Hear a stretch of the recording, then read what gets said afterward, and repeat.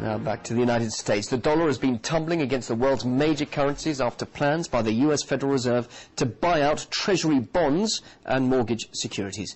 The $1 trillion needed for the plan is bringing the jitters to those dealing in dollars. And for more on this, I'm now joined live by our correspondent in New York, Marina Portnair. Marina, it seems the Obama administration hopes to kickstart the economy by simply printing money. I mean, it's just as the British government and others have decided to do.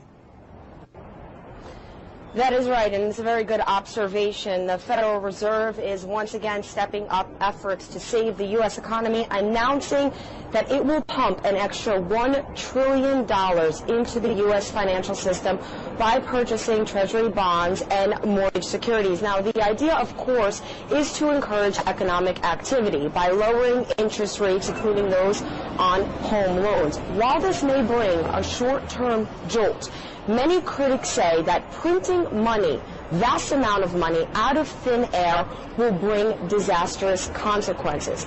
More specifically, hyperinflation and the plunge of the U.S. dollar. Many experts have gone on record saying that the U.S. monetary policy has passed the point of no return when it comes to printing money.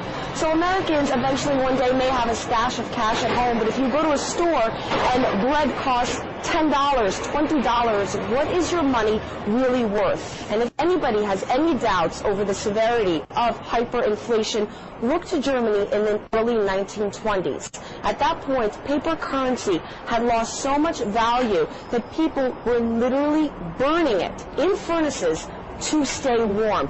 The problem and severity of this situation cannot be underestimated. What people in Washington are thinking right now, no one knows.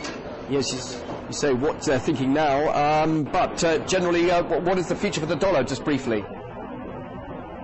Very good question, and you ask it at the right time. A panel of economic experts at the UN are scheduled to meet sometime next week, proposing that the world ditch the U.S. dollar as the reserve currency. Now, this panel of economic experts are instead expected to propose a shared basket of currency, and this means that the world, essentially the majority of the international community, is losing confidence in the strength and stability of the U.S. dollar. Now, according to reports, Russia is also planning to propose the creation of a new reserve currency to be issued by international financial institutions. This announcement is expected to be made next month at the April G20 summit meeting.